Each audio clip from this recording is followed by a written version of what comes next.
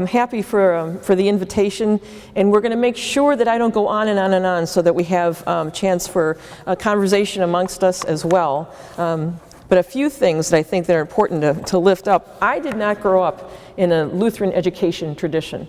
My predecessor body was the ELCA, and we did not, at least in my lifetime, have a strong tradition of church schools.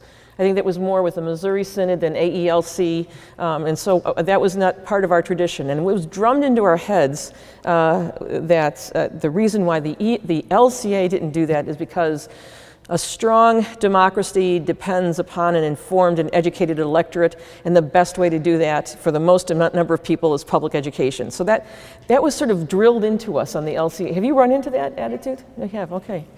So then I became bishop of the Northeastern Ohio Synod, and I become somewhat familiar. We had a daycare at the last parish I served, though it was not necessarily faith-based. But then I was invited to Messiah Lutheran School. Where's the Messiah group from Fairview Park? There you are. In fact, I ran in a 5K to support the school with the principal who beat me. No, you beat me, pushing a baby in a carriage, and you still beat me. It was great, Lori. It was good. But I had a chance then to be with the children in chapel, meet the children. Now you're pre-K through 8th grade, and to see the quality of education that the children receive there, and this being in particularly a day school. Then we have 2 high schools in Cleveland, also joint ministries, Lutheran East and Lutheran West. And it was just really, it was a different world to walk in there. I mean, I don't know if I was expecting like the bells of St. Mary's or something. I wasn't, I don't know if you squint, maybe you look a little bit like Ingrid Bergman, maybe not. So that was a real introduction to that. And then knowing that many of the congregations of that synod, and many, as you know, the congregations around this church engage in centers or early childhood education, or in fact, Lutheran day schools. And it is an important factor. And I was converted, even though I grew up in the skeptical LCA that this was somehow, I don't know what, Catholic or Missouri Synod, and we were worried. But I think it's a treasure that most of the church doesn't know about. And I would work with congregations, and a lot of times when they start to think about, let's have a preschool or early childhood education, and their thought goes right to, we'll do this so that we can get more members. We'll get a revenue stream and can fix the boilers finally. And all of this, or this is going to be this marvelous evangelism tool, which is not the reason to start an early childhood center or a care center or preschool or to go into Lutheran education. The most important reason is that God has given us all the gift of intellect, and children are precious in God's sight, and this is an outreach ministry of the church, whether or not those people or those families ever join the church. Oh, good.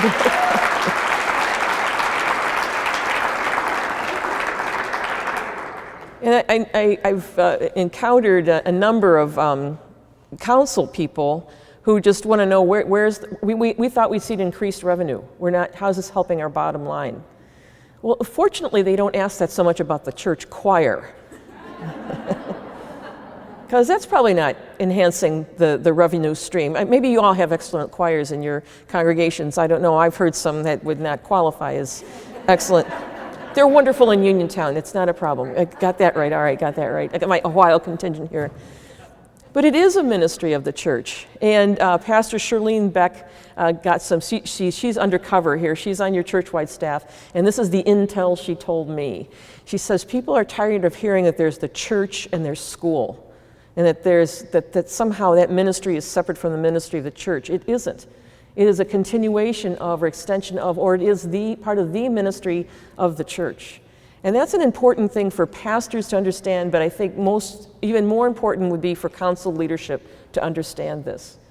And we as Lutherans have a very particular way of telling the Jesus story, which is not usually picked up by the media. I found this out living in Chicago. This is a very Roman Catholic town, which one time, and I digress, saved me.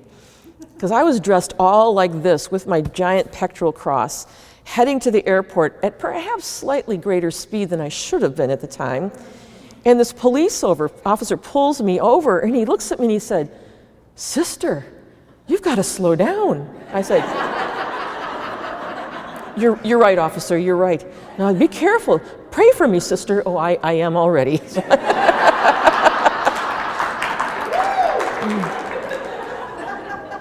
But in the Lutheran understanding of the Jesus story, of how God has redeemed and reconciled the world, we understand that it's not a matter of a sort of unbridled freedom that gets us into trouble and then we have to submit, and once we've submitted, everything will be fine. Luther made it very clear, well, actually probably St. Paul, well, probably Jesus, that we're in bondage to sin, that we are captive to sin, death, and the devil, and that Jesus has set us free in order that then we can serve God by serving the neighbors. That's a different way of telling the story.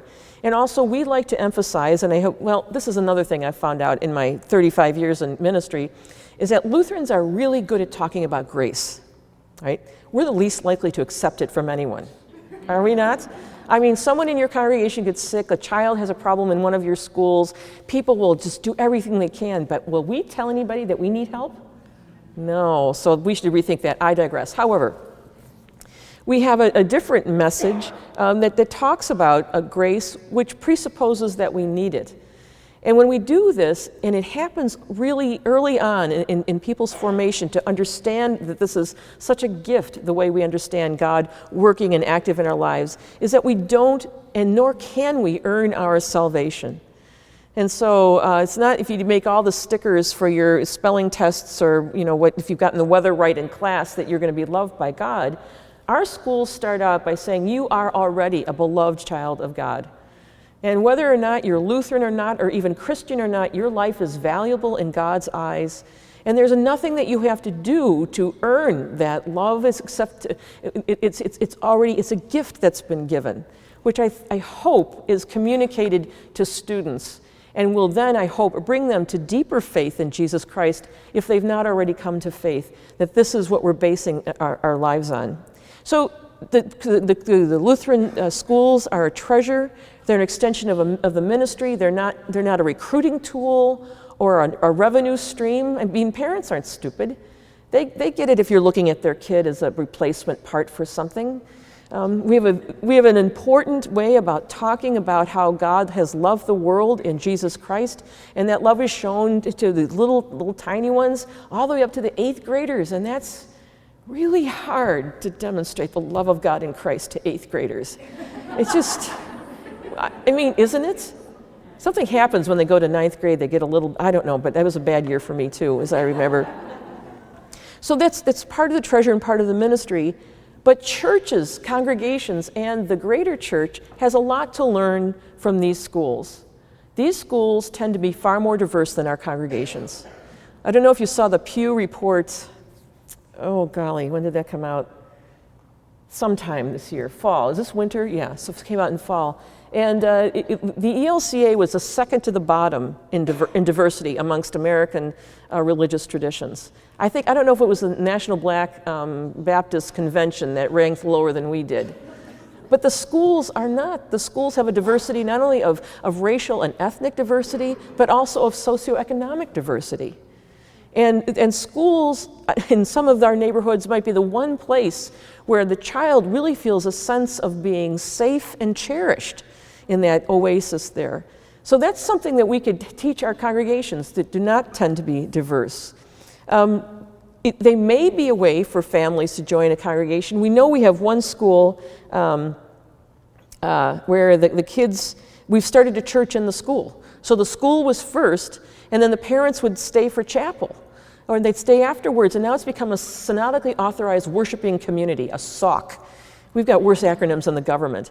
But here was a case, not necessarily saying, aha, fresh blood, but the religious instruction that's part of what you do as childhood centers and schools and day schools is something that can also be offered to adults. And I think someone else here was telling me about a case where you had families, chapel was your favorite thing and it started in the morning. Who told me that story? There you are. So that's the first thing in the morning. This is the highlight of her day, and chapel's there and the parents stay. And that's part of formation. In our day schools, I know it happened to Messiah Best, the children lead chapel services. The same thing here at Resurrection in Chicago. Is anyone here from that day school? Stephen Bowman's grandchildren go there. That's their claim to Pilgrim. I'm sorry, Pilgrim Lutheran. I'm sorry.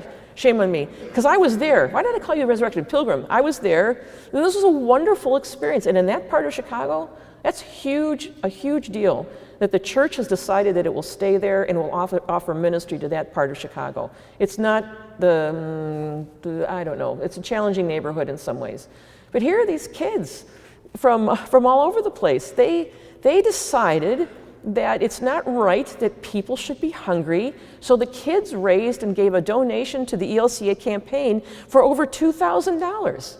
So teaching this, another thing, teaching generosity, teaching not just tolerance, but acceptance of the other.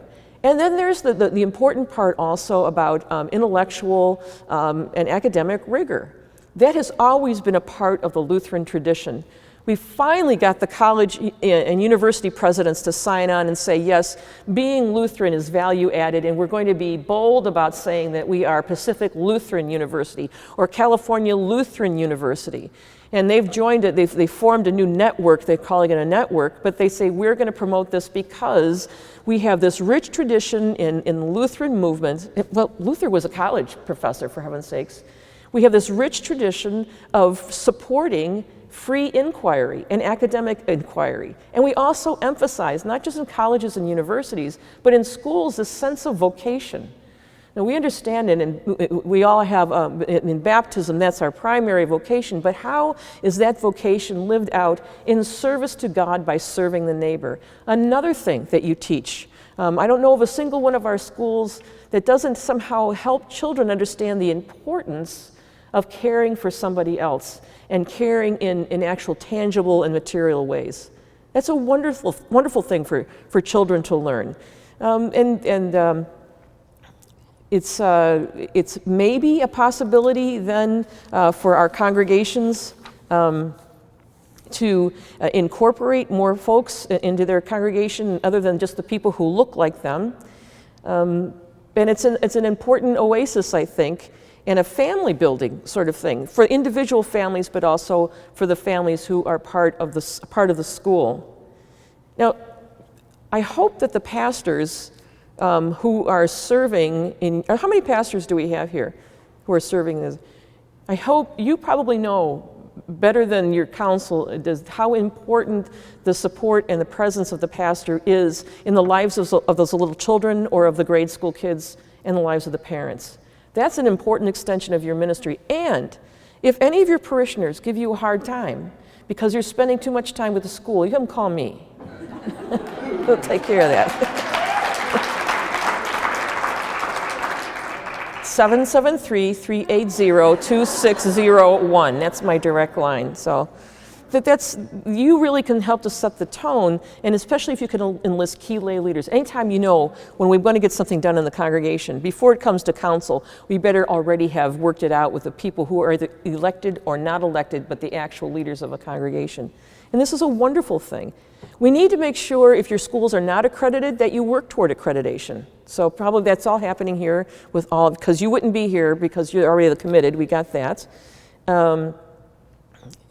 And it's a way for children and families, but children on a regular basis to come in contact, visual and actual contact, with our understanding of church as being a place where the gospel is preached in its purity and the sacraments are administered according to the gospel. So inculcating that notion of corporate worship being important, of prayer being important, of reading the scripture is important, of regular participation in the sacrament is an important thing. You know, we should all be thanking you for the work you do. Well, I am, so thank you for the work you do in connecting children and families with a different way of going through life or going through the world. It's, well, I used to live in Ohio, which is a swing state, so I imagine it's been pretty crazy here in Ohio as they ramp up for the primary. But all of us are sort of now just swimming in this ocean of really heated, divisive political rhetoric.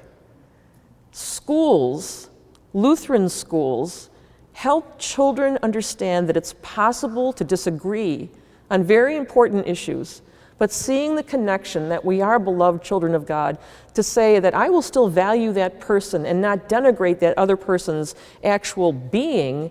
It's possible to disagree in an agreeable way.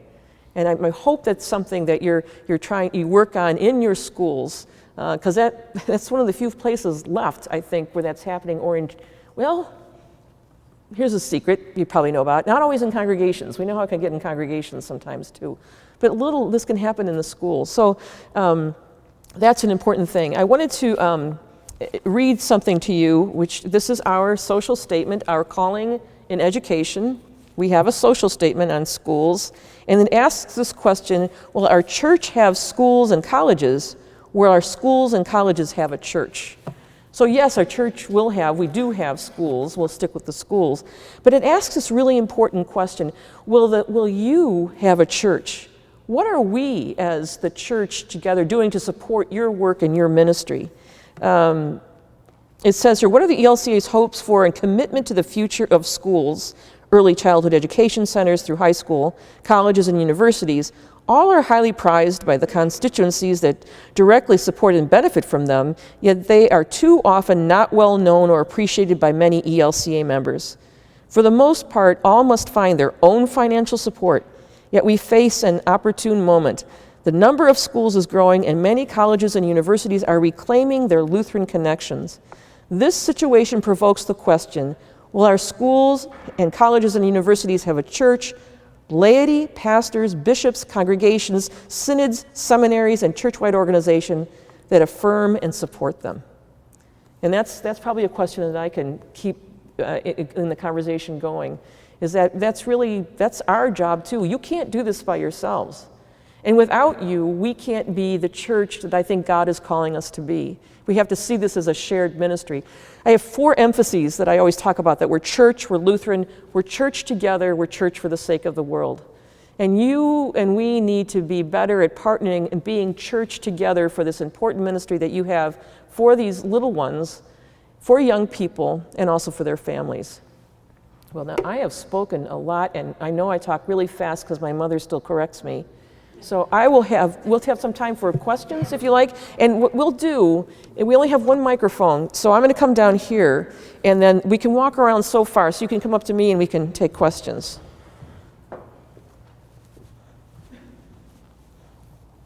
Oh, sorry, here's the camera guy. Sorry. Oh, good, come on. Are you ready? I don't know, but we'll try. All right, here we go.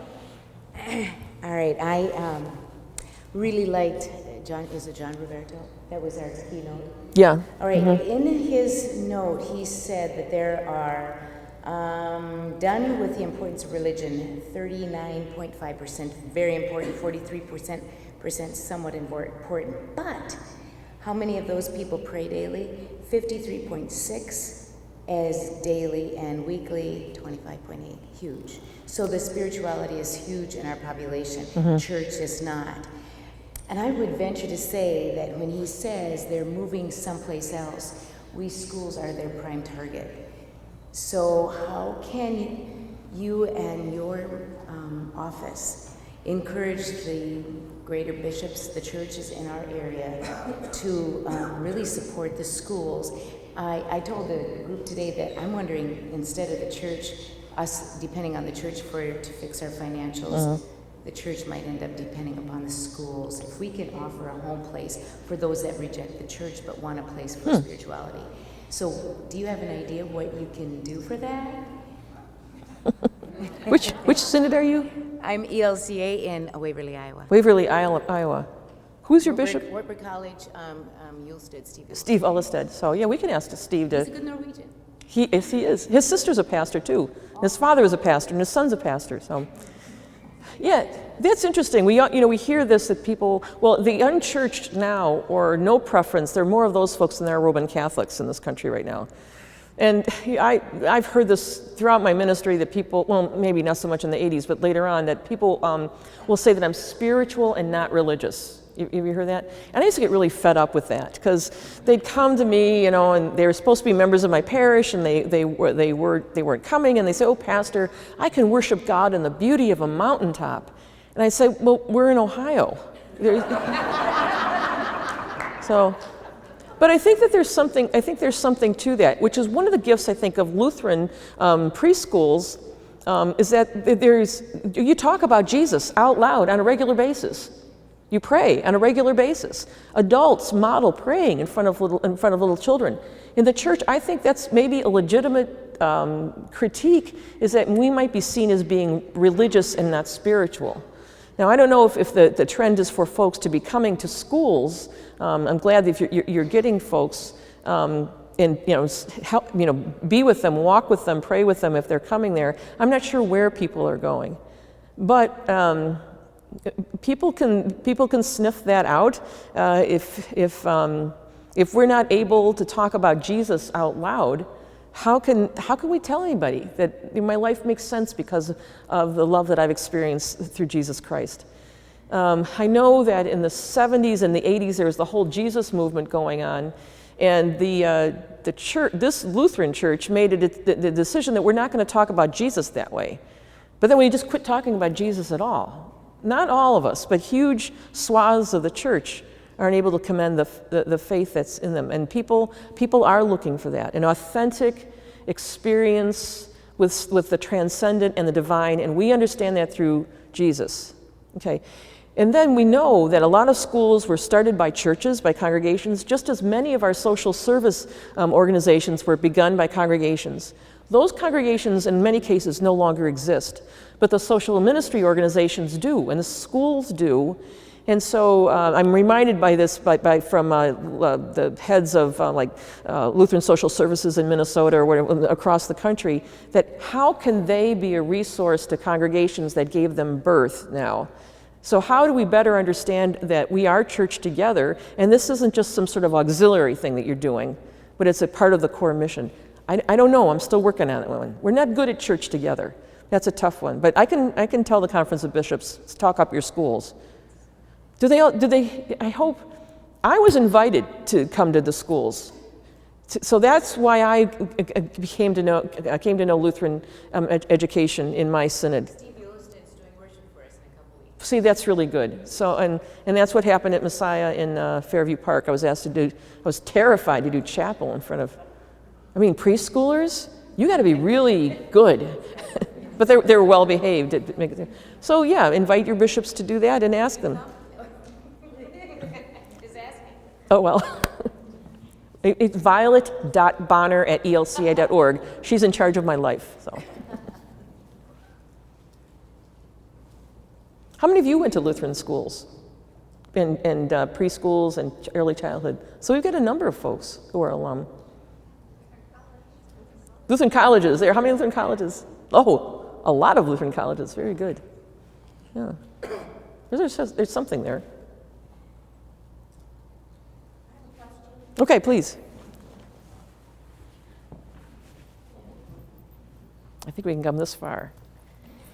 At lunch today, I talked to a pastor that has a Lutheran school in his congregation.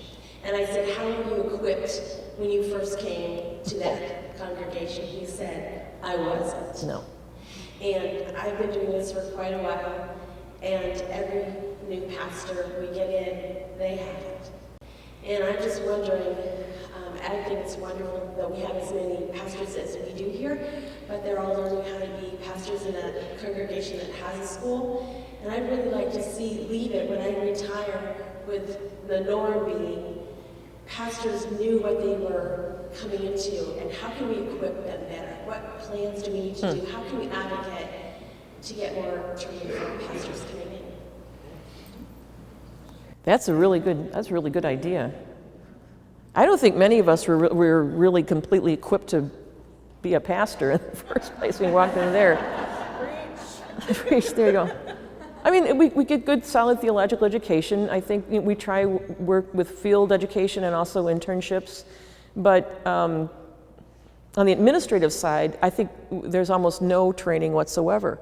And every pastor is running either a small, middle-sized, or large nonprofit organization. And if you put education, a school, or preschool, or center into that's something we should take a look at. I think that the seminaries work with people who are getting Masters of Arts, and they talk about family and child faith formation, but we don't talk with, I don't remember any, do you remember any of that in seminary? I had one class, You did? Where'd you go to school? Philadelphia. Philadelphia. Now The new school, whatever it's going to be. That's right. So I didn't at all. And not, my internship site didn't have a daycare or an early childhood center. So that's a good idea. Take a note there, Pastor Beck and Pastor Glusenkamp, and we can, because the seminary presidents are going to be meeting with the Conference of Bishops next week. So we could say this seems to be a need. I mean, there are over 1,500 Lutheran schools of all kinds across the country. So there's a chance that you might end up in one, and it's a different thing. Yes? Just so you know, PLTS now is actually doing some work with that. Oh, good. I've done some classes with the seminarians, and Alicia Vargas is really on board with Ah, that's really good. in connection with CLU. Okay. Oh, good. See, PLT is Pacific Lutheran Theological Seminary. Is it school? What do they call it? Seminary. They are now They are now the Divinity School of California Lutheran University, CalU. And so I think you probably have more resources there with CalU to be able to do that. It would be great if Trinity could do that with Capital University right next door. I mean, literally across the street. I don't know if Lenore Rhine and the Lutheran Theological Southern Seminary, LTSS, if they're doing that now. But that's good to hear. And it's good to share then with the rest of the college, seminary presidents. Oh, please. So there's a lot of talk about what the future of the church is going to look like. And in one of our seminars, we were talking about creativity and how we're going to need to innovate and pilot programs. And I was wondering if you, as our Reverend leader, had any plans for how to share best practices in the coming days when we're all scrambling as we are unfolding this new future of what the next church is going to look like.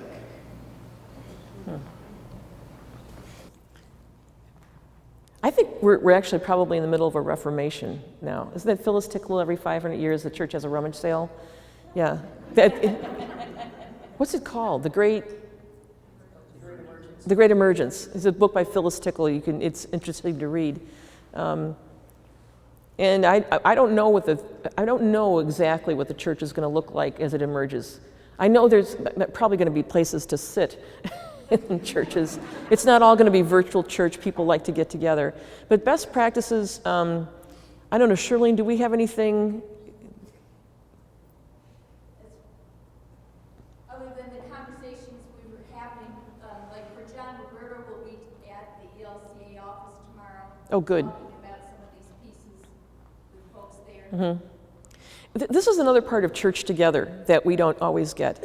So I don't know how far away your schools are from each other or how far away congregations are from each other, but unless you're part of a text study, I don't know how well we talk to each other as rostered leaders, which we should. And then there's also this sense that if I tell you my secrets, then you'll get more people than I have more people.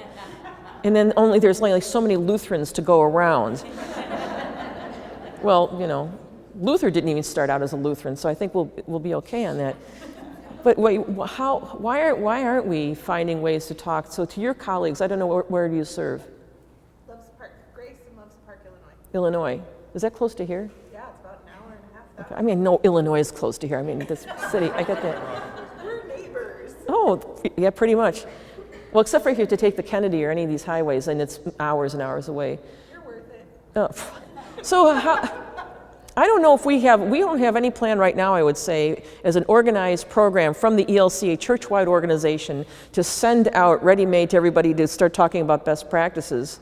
What we really need is for you to get together and talk to each other about your best practices and share that with one another. I was a music education major, but I never taught elementary school. I couldn't tell you how to run a school or how to innovate. I hope to give everyone permission to do that. But also understanding budgetary constraints, et cetera, et cetera. But we need to take the initiative. Take the initiative, get people together and say, in our school, it works really well if we have Spirit Week in January, or whatever you want to do. Or in our school, we've been focusing on the small catechism, and we found this helpful. And in congregations as well. But here's one thing, people worry about, I've heard about the death of the church for like the last 10 years at least, maybe 15. The church is dead. That's why we're sitting here, because it's dead, obviously. Not. So I don't think the church is dying. Ruben Duran, who's one of your staff at the churchwide offices, works with redeveloping and new congregations, says the church is transforming. And it might be that we are going to be smaller. In fact, we are smaller. And I don't want to measure how successful we are by how small we get, but something new is emerging. And if it's God's will that there be an evangelical Lutheran church in America witness to the gospel, nothing can stop that. And if this is God has finished God's work with this church, then there's no program we could cook up that's going to save the church. And that's a little bit part of what I think I was talking about this morning, is that we preach, we trust in God and God alone. Well, now we're being tested on that. Is God enough? And I think the answer is yes. I know the answer is yes. So experiment, make sure you pay the bills, but be faithful and start from you are the experts here in this room. I am not the expert in this. You're the experts. And you've even got like a logo and everything. It's great. This is your professional association, and Pastor Beck said you did spend some time sharing some best practices already. Take notes, and now we're all online, you know. Sometimes I think the last time Lutherans made good use of technology was with the printing press, but we're up to date now, we're up to speed, and you're that way in your schools probably. It's an excellent question. Please.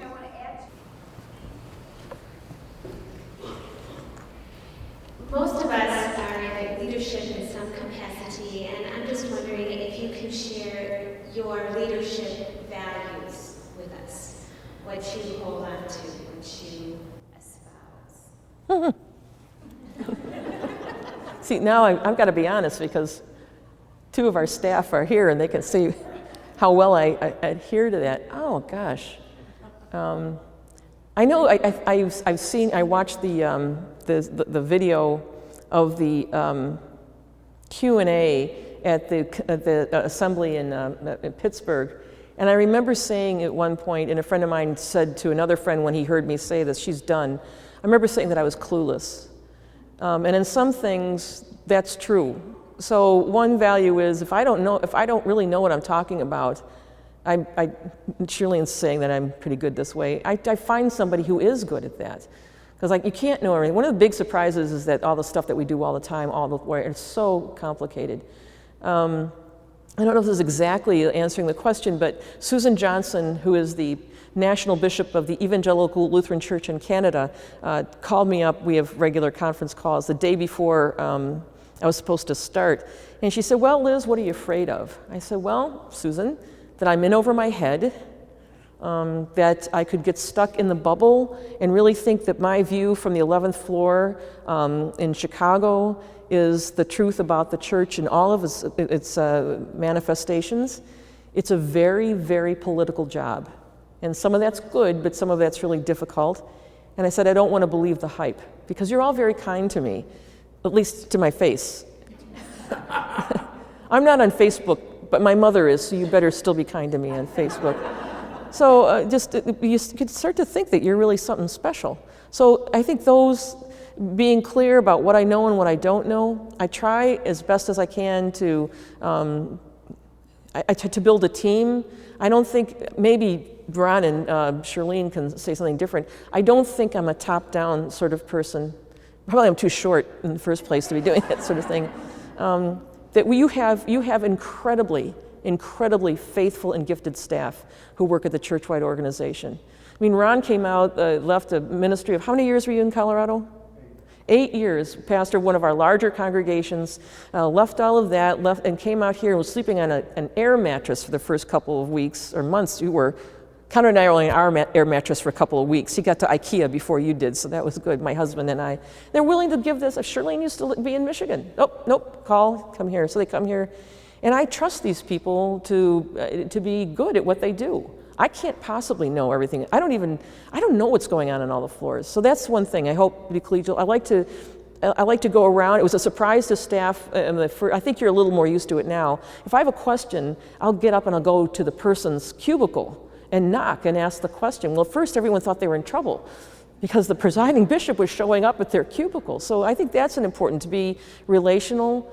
But one thing I do almost every morning when I come into work, you have a chapel on the first floor of your churchwide office here in Chicago. And there's a little corner where there's the prayer corner. And I always stop there for a minute, and they have different icons for different seasons. And I look at that and the image of Jesus and say, this is your church and not mine. And maybe a little irreverently say, don't let me screw it up today. And then I go out and go past the baptismal font and remember my baptism and then go up to work. So that's kind of I do it. I don't know if that answered, where'd you go? There you were. I don't know if that answered your question, but yeah.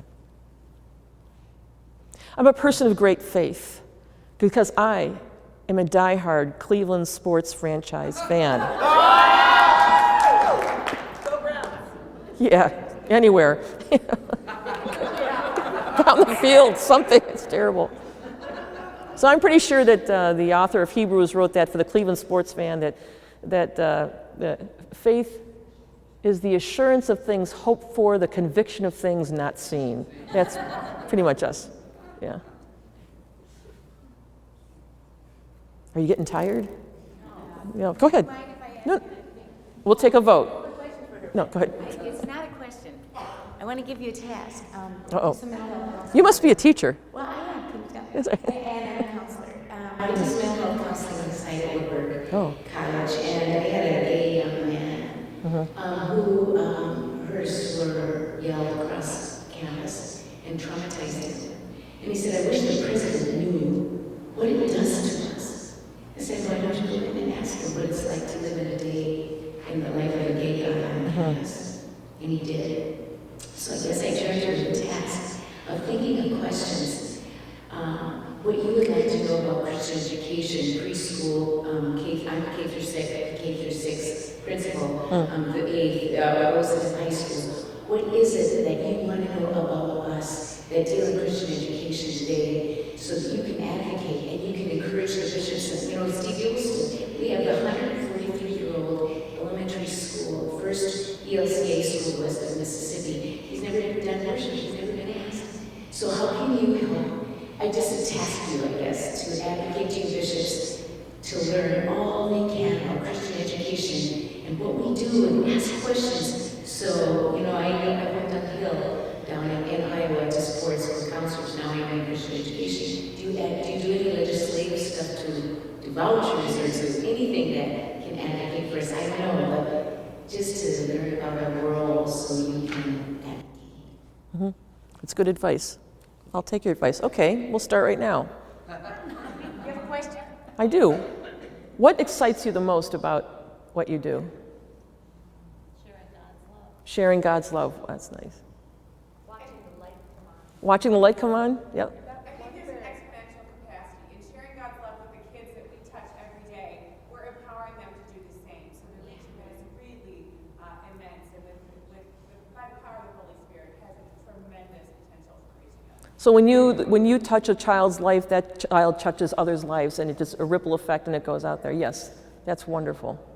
Yeah, seeing the results of that in their families.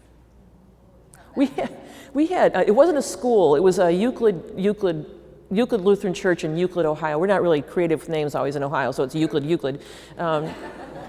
But the pastor, here's a child touching a child's life, had been working with the little children in the neighborhood, and then the kid, one little boy got into all kinds of trouble at the elementary school down the street, and then got called into the principal's office, and the principal was stunned because it was not a ploy to get out of punishment, but before whatever discipline was going to be meted out, the little boy said, well, can we pray about this first? So the principal came down and said, what are you teaching these kids? So the kid, he got detention or whatever you do in elementary school. But you're right, the children can be the ones to do that. That's beautiful. And it does have an effect on families. My guess is some of these kids might go home and say, let's say grace before we eat, in a family where that's never been done before. So, good.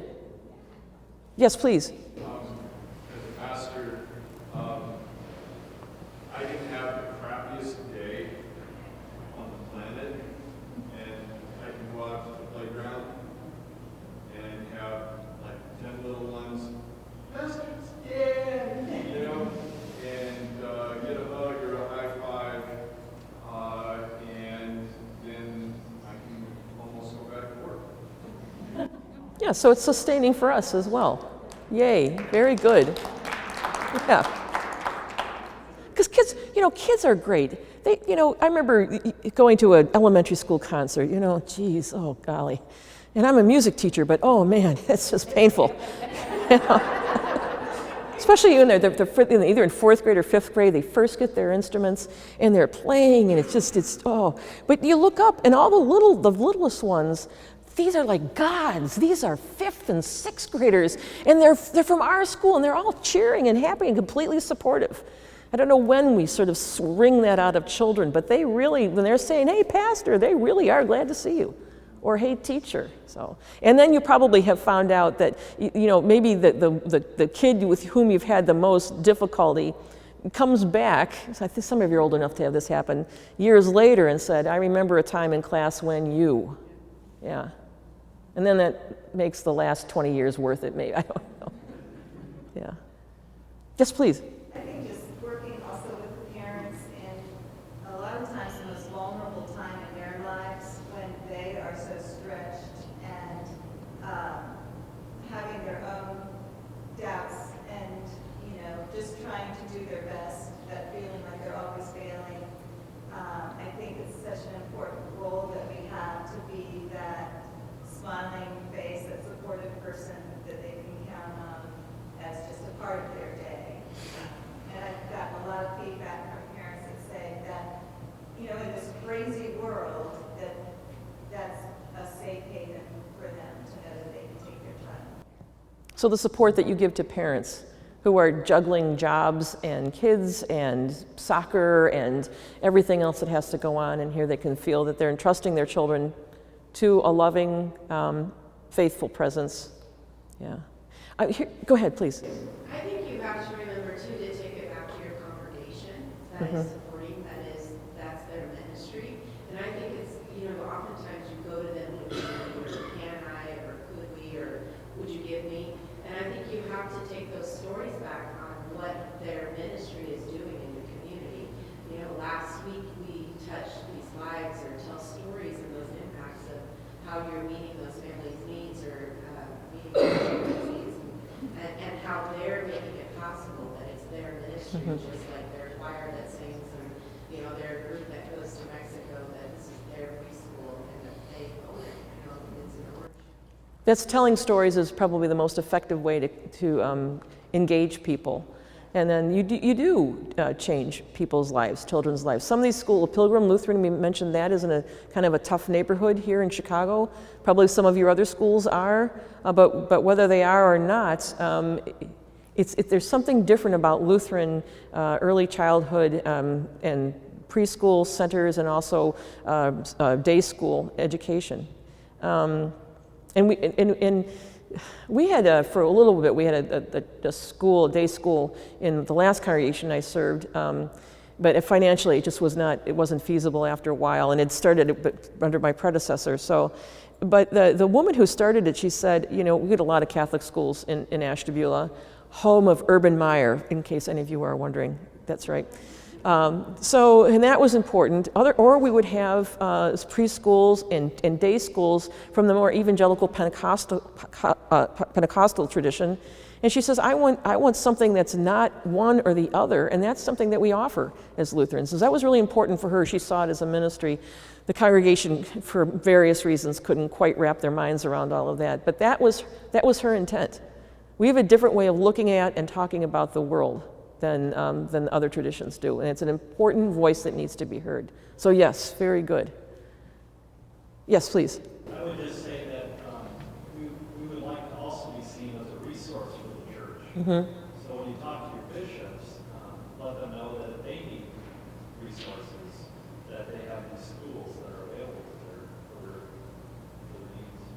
Okay, so see the school, see ELEA as a resource for the rest of the church, and schools as a resource to the church, which you are. I mean, how is it that the schools are more diverse and have greater racial diversity than our congregations? You're doing something right.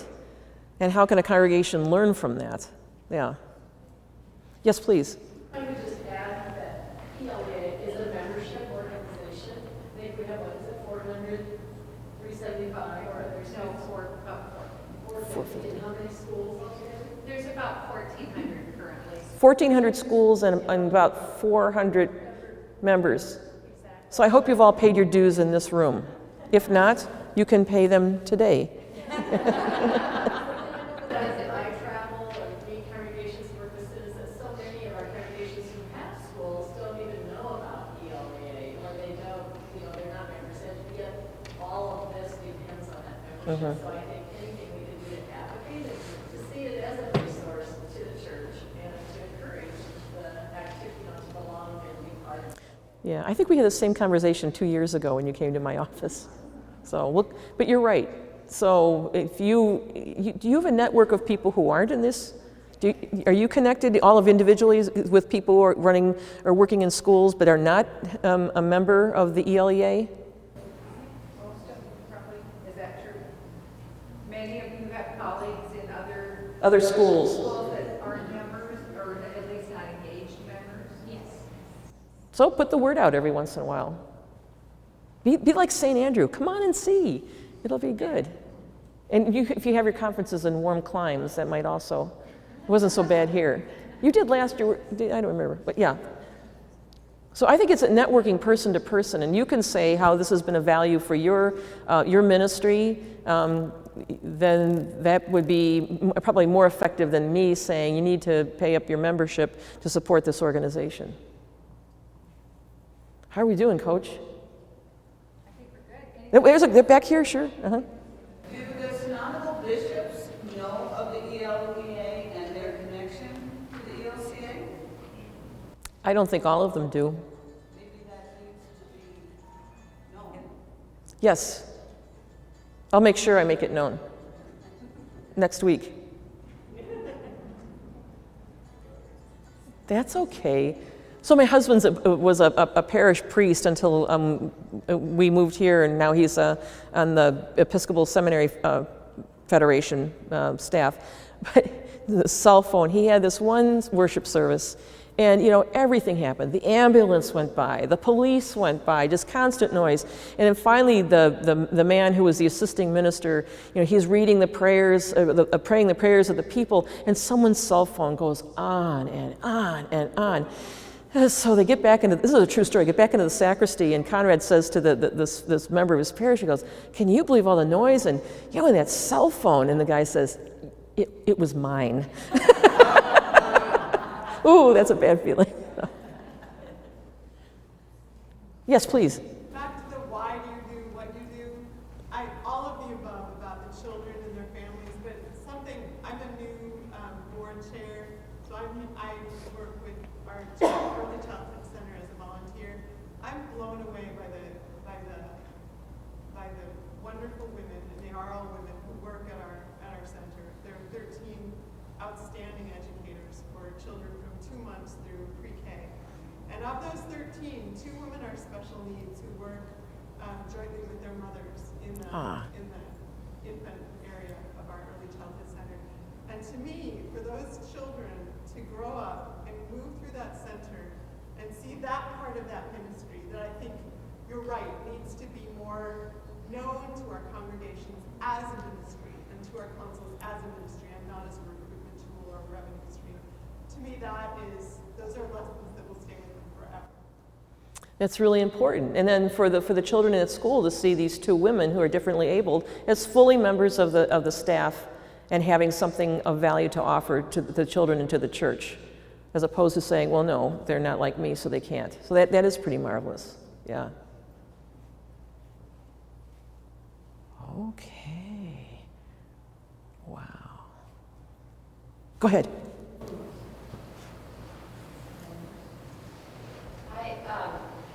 Down at Melbourne Beach, Florida, we have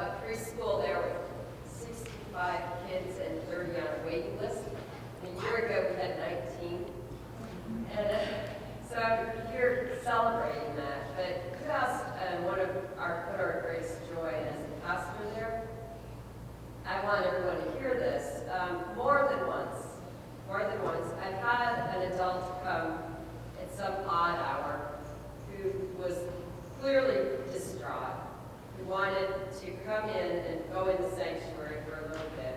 And as I talked to them, got to know them, they were not a member of this church, now or ever, but they had gone to this preschool. And they said, it's here that I feel closest to God. So it was the only place that I knew to come. And I think it's profound, because I've been trying to tell the people in the church, the preschool is the church. The church is the preschool. There is no dividing wall here.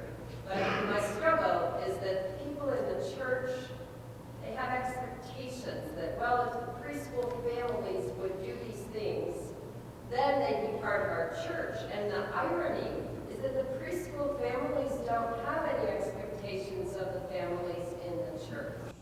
Huh. Huh. Wow. Huh. And they're paying rent and tuition. So if the church families would only bake cookies for the children for snack time, but they're not saying that. So yeah, I don't know how I'm not sure, because we don't see this as a ministry. I mean, I'm only partly kidding that no one's expecting the choir to do extra things besides sing, because that's a part of the ministry of the church. And well, a youth group, they have to have bake sales and car washes. That's part of their deal. But this is a ministry of the church. You're not. It's like marrying somebody and say, yeah, I love you, honey, but I'm just in this for your pension fund, you know.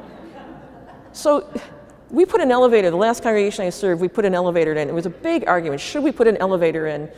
And it's just going to be a waste of money, and no one's going to use it. And these churches were built over years. So if you had a sprained ankle, you were out of luck. I mean, nothing was on the same level. I said, if it helps just one person, then it's worth doing it. Well, then sure, you put the elevator in, then all of a sudden people can come to funerals and weddings and worship services.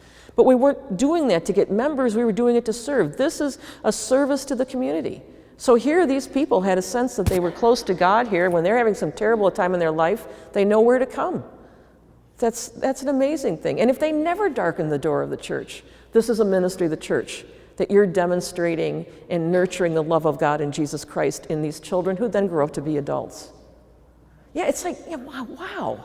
And once we had a panel, and there was a Catholic priest, a Lutheran pastor, and a Jewish rabbi. Sounds like a joke, but it really wasn't. Actually, he wasn't a rabbi. He was I think maybe the president of the synagogue, and he was talking about, his understanding. He doesn't believe in an afterlife. He says we don't love God in order to get something. We love God just because we love God, and that's how the congregation should see this ministry. It's not to get something from somebody else. It's what the church gets to do through you to help families and children. So maybe I need to write a column on that in the Lutheran. Okay. The editor will be so happy. I've got an idea before the deadline. This is like a really good thing. Wow. So, and you'll give me pictures too, won't you? But you don't have to. That's okay. Well, good. Here, please. I was just thinking of something. I'm a director of preschool, and one thing I always tell parents is I always say thank you for becoming members or family members. I always say family members. Because they add so much to our church, and whenever we do something as far as a fundraiser or addition to our school, it not only benefits the preschool, but the church, and they realize that. And so it's kind of like, that's their outreach to our members, our church, so their kids can use the playground or whatever. That's true. And so I think you have to look at it. There's different types of members. There's members that come on Sunday, there's members that come Monday through Friday. But we're all one big family. We just serve the church and others and bless each other in other ways. That's good. Because right, if you enhance the playground facilities, you don't put a lock on it on the weekends, do you? Everybody uses it. Yeah. Very good. Wow. Well, good. Thank you very much, everybody, for inviting me.